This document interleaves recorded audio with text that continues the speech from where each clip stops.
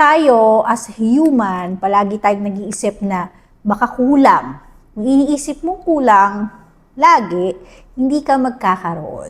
I-shift natin to may paraan, may opportunities, at may growth. Kung palagi kang takot mag-invest, takot mag-try, takot magkamali, at kapag takot ang galaw mo, walang growth. Ibahin mo ngayon yung mindset mo.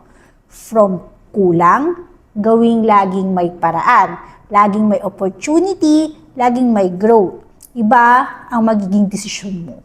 Mas magiging open ka to learn, mas ready ka to take actions, mas nakikita mo yung mga opportunities, hindi lang ang problema.